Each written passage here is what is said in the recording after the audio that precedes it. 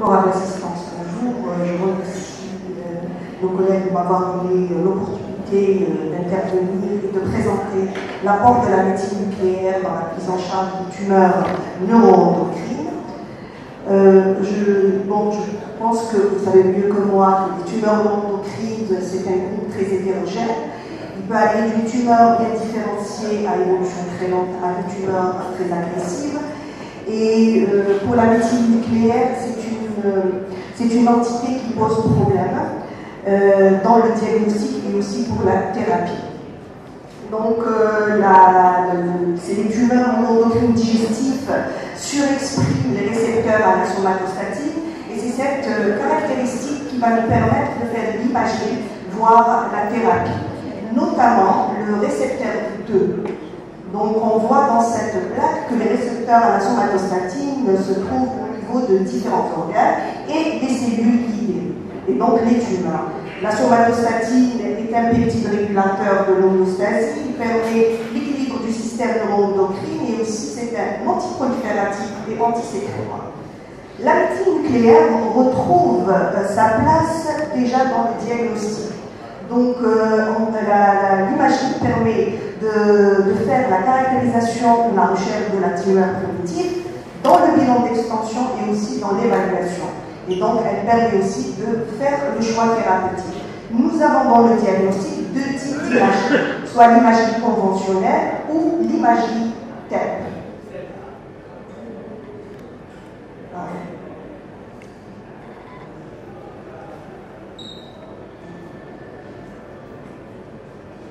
Désolée.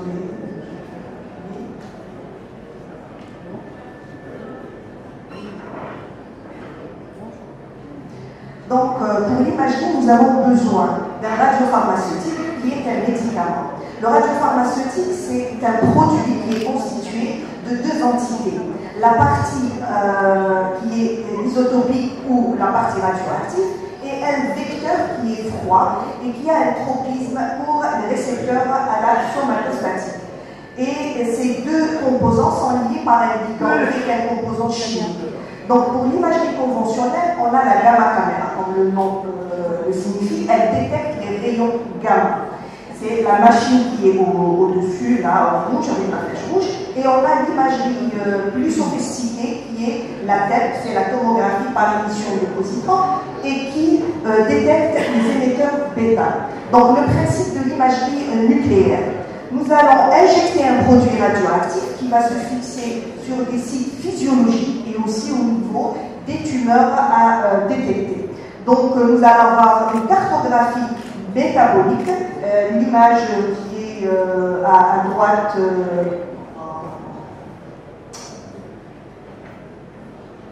l'image où on a les flèches jaunes, c'est l'imagerie métabolique. Nos examens sont couplés à des examens morphologiques, puisque nos machines sont couplées à un scanner appelé LODOS. Ce n'est pas un scanner diagnostique, mais il nous suffit pour caractériser la masse ou la tumeur et de la localiser de façon précise. Pour l'imagerie conventionnelle, donc les analogues à la somatostatine qui sont les radiopharmaceutiques utilisés, ce sont des petites molécules. C'est des peptides qui ont une pharmacocinétique rapide, ils sont facilement modifiables et qui se fixent naturellement au niveau des récepteurs. Nous avons deux types de radiopharmaceutiques, c'est l'Endium DTPA octréotique qui a été le premier utilisé et que tout le monde connaît, c'est l'octréoscan, et le second, il est marqué au technicien, qui est plus disponible et il nous donne de meilleures résolutions. Donc la différence entre les deux, c'est que le premier, il est prêt à l'emploi. Nous avons une demi-vie qui est pratiquement de 3 jours, ce qui nous permet de réaliser des images tardives. Il n'est pas disponible en Algérie. Le second, il est disponible et il permet de faire uniquement des imageries précoces. On a une meilleure résolution de l'image, il est moins irradiant et moins coûteux. Outre les analogues à la somatostatine, nous avons aussi la métallodobenzine guanidine ou la MIBG marquée à iode 123. Malheureusement, la MIBG marquée à iode 123 n'est pas disponible en Algérie. On utilise celle qui est marquée à iode 131, qui est normalement utilisée par la thérapie. Mais malheureusement, cette molécule, elle a une sensibilité, elle a été utilisée avant, mais elle a une sensibilité qui est faible pour les tumeurs neuroendocrines. Nous avons aussi, dans le bilan d'extension des tumeurs neuroendocrines, la scintigraphie osseuse au biphosphonate. Les biphosphonates se fixent au niveau de la phase minérale de l'os, au niveau des cristaux d'hydroxyapatite. C'est un examen qui est très sensible mais qui n'est pas spécifique, étant donné que toute lésion infectieuse ou inflammatoire peut fixer ce radiopharmaceutique. Mais il permet néanmoins, dans le cas de doute, de faire et d'orienter par un site biopsique pour faire le diagnostic. Nous passons maintenant à l'imagerie par la tomographie à l'émission positrante. Donc, on utilise toujours le même vecteur. Ce sont les analogues à la somatostatine. Ce qui change, c'est l'isotope. Au lieu qu'il y ait l'indium ou le technétium, nous avons utilisé le gallium-68, qui est un émetteur bêta. Il y a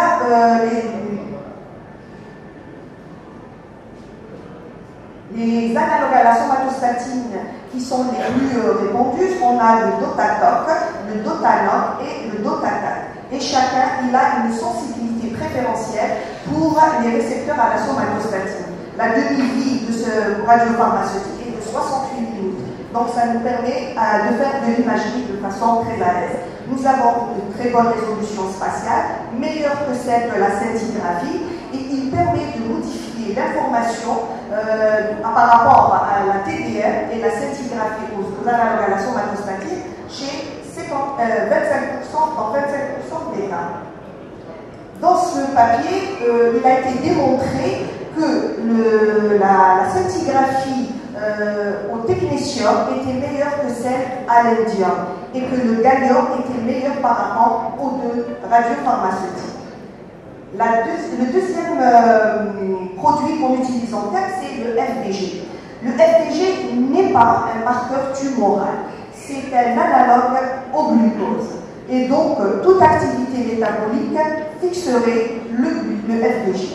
Il va suivre le métabolisme du glucose, mais arrivé au niveau de la phase de la phosphorylation, il ne va pas être phosphorylé et donc il ne va pas suivre le cycle de Krebs et il va s'accumuler, c'est l'impasse métabolique. C'est grâce à cette propriété que l'imagerie se fera. Il est indiqué lorsque la scintigraphie ou la TEP aux analogues à la somatostatine revient négative, et lorsque le KI soit supérieur à 10%, et pour les tumeurs peu différenciées. C'est un radiopharmaceutique qui est disponible en Algérie. Là, c'est pour comparer la scintigraphie à la somatostatine. On voit qu'elle a une bonne spécificité pour les tumeurs carcinoïdes et les métastases hépatiques de cette tumeur, ainsi que les tumeurs hépatiques des gastrinomes. Par contre, elle a une faible sensibilité, notamment pour les insulinomes.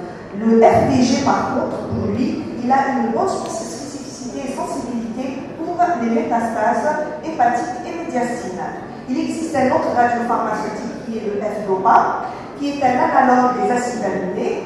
Il permet la localisation de l'insulinome chez l'enfant et les nourrissants.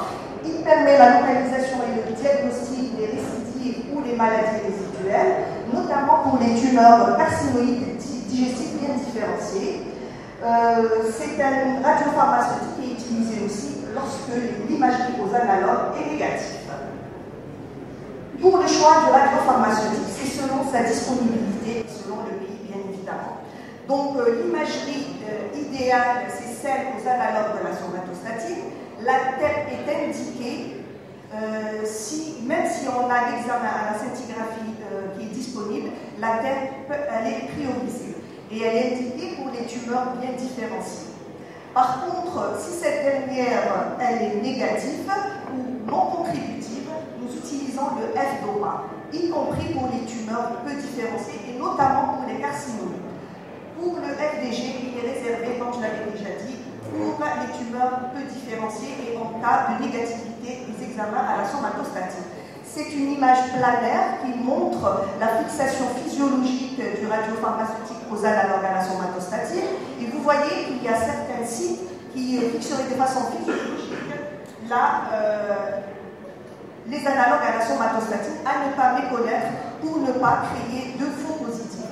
Et il faut prendre en considération que les pathologies infectieuses et inflammatoires marqueraient les faux positifs en médecine nucléaire. Pour faire l'analyse au niveau des examens scintigraphiques, nous avons un score appelé score de Krenning. Et c'est au-delà de 2 que la tumeur est stadée comme pathologie. L'arrivée des scanners couplés à nos machines a permis d'améliorer la qualité diagnostique et aussi la meilleure localisation de ces lésions. Nous avons ici une imagerie en 3D. Donc actuellement, on fait un examen planaire qui est suivi d'une tomographie. C'est un cas qui a été fait à Bedoued. Nous avons une tumeur ampulaire avec une zone de nécrose à la tomo et c'est grâce au scanner qu'on a pu bien évidemment localiser le siège exact. Chez le même patient, il y a eu une fixation pelvienne. C'est un patient qui présentait un rein pelvien non documenté. Donc, il faut connaître les faux positifs, surtout pour nos collègues cliniciens, parce que nous avons besoin d'une collaboration entre nous. Les pathologies telles que infectieuses et inflammatoires pourraient exprimer les récepteurs à la somatostatine et pourraient donner des faux positifs. Il faut avoir un dossier médical complet et des informations précises. Il faut aussi mentionner les dates de la chirurgie, de la radiothérapie et notamment d'une chimiothérapie. Nous avons aussi nos limites. Les tumeurs de moins de 1 cm, notamment pour la scintigraphie ou somatostatine, ne sont pas détectées. C'est le seuil de détection de notre machine. Pour les tumeurs de haut grade avec un Ki-67 supérieur à 10%, en cas de nécrose tumorale aussi, nous n'avons pas de fixation. Et en cas de faible densité des récepteurs à la somatostatine 2. Il y a aussi une compétitivité entre les analogues de la somatostatine froid et les analogues radioactifs. C'est une image qui vous montre la différence entre un examen scintigraphique aux somatostatines, aux analogues à la somatostatine et la TEP. Donc la TEP, grâce à ses radiopharmaceutiques et son seuil de détection, permet de voir plus de lésions. Ici, c'est l'octréoscan versus DOPA. L'octréoscan était négatif et là, au F-DOPA, on a mis en évidence une tumeur avec adénopathie. Ici, on voit la différence pour le même patient. Nous avons un FDG qui est négatif, c'était une tumeur peu différenciée. À l'octréoscan, on devine à peine les lésions et qui ont été mieux visualisées au F-DOPA. Nous montrons ici la supériorité de la TEP TDM versus les images morphologiques. Le scanner n'a montré qu'une seule lésion hépatique. Par contre, la TEP a permis de trouver plusieurs lésions, dont 2 étaient confirmées par l'IRM. Donc, les indications de l'imagerie aux analogues à la somatostatine, c'est la recherche du primitif, la caractérisation de la tumeur neuroendocrine, le bilan d'expulsion et la sélection des candidats pour un traitement à la somatostatine. Dans la thérapie, pour rechercher les critères d'opérabilité, et dans le suivi à la recherche d'éventuelles récidives ou de maladies résiduelles. Pour l'évaluation et l'efficacité thérapeutique, actuellement, nous n'avons pas de consensus. Pour le deuxième volet de la médecine nucléaire, c'est la thérapie. C'est la radiothérapie interne vectorisée. On utilise les mêmes propriétés qui sont ceux des analogues à la somatostatine. Ce que nous changeons uniquement, c'est le radioisotope qui est l'yttrium ou bien le lutécium, qui ont des propriétés à émettre les émetteurs bêta qui ont un effet thérapeutique. L'yttrium est utilisé pour les tumeurs volumineuses pour ses caractéristiques et le lutécium pour les petites tumeurs et il permet de faire une imagerie. Le principe de la radiothérapie vectorisée, c'est qu'après injection, le produit va se concentrer autour de la tumeur, il va se fixer au niveau des récepteurs qui se trouvent au niveau de la surface cellulaire, internaliser, il va émettre des rayonnements qui vont détruire la cellule une abortose. Les indications,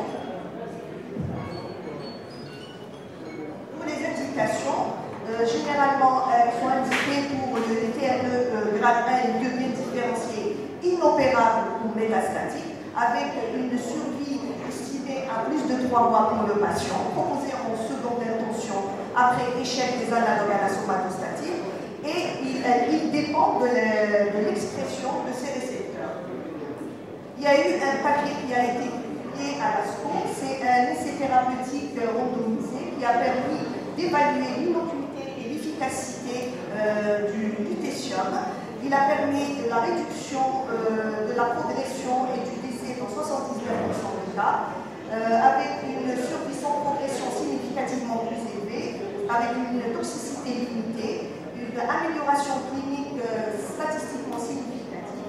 Il n'y avait pas de différence significative pour la survie globale, aucun cas de toxicité hématologique durant l'essai, mais il reste à définir néanmoins la dosimétrie, les critères d'évaluation et la place de la thérapie dans l'arbre de prise en charge.